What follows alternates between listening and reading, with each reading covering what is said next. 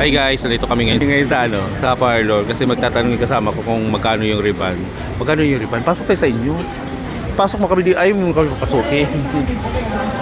Ito yung nila mga presyo nila Ay bawal pala tayo papakita pag may mga presyo. Pag may presyo daw. Ewan ko. Magpa-ribbon daw siya. Magkano daw yung ribbon? Pasok kami kaya. Dito na kami.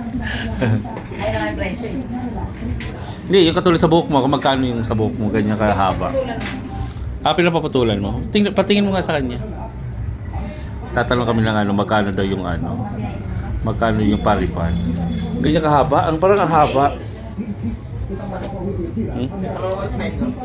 1.5? Pag may treatment. Kasama na 1.5. Pero hanggang balikat.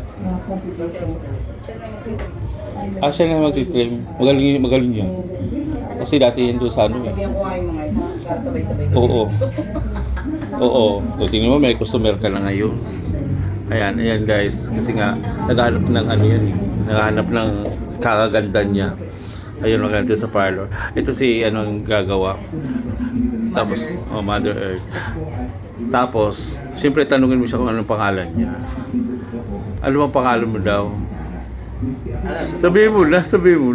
Madonna Brooks. Ate Brooks. Pagka pumunta kayo dito, hanapin niyo siya. Nagagawa.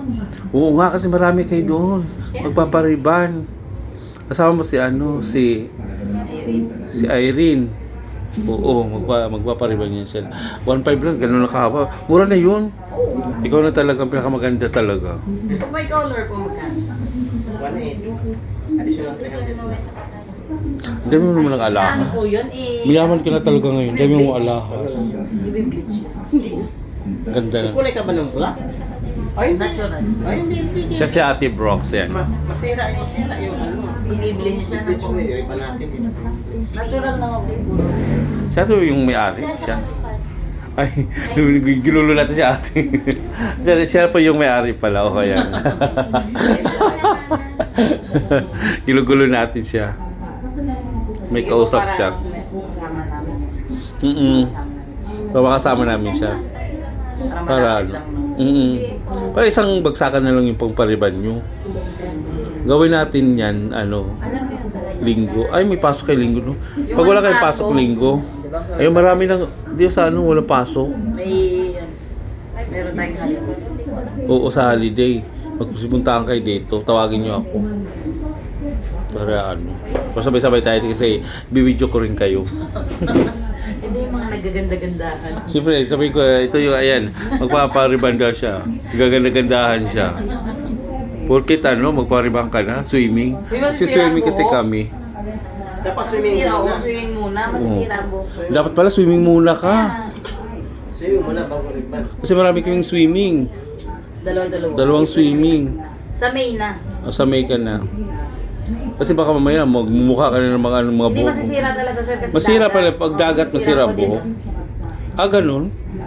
Mana. Kung mas mariban ka, Yung wala ka nun. Sa tubig. Okay talaga. lang. Sa tubig okay lang.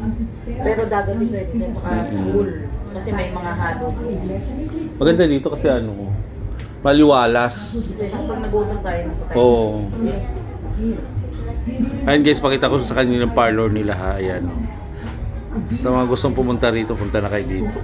Sama na natin sila si AJ. Malaki yung parlor nila, yung ganda. Ayan. Sige. Bye-bye ka muna. Bye-bye ka muna sa viewers. Bye-bye.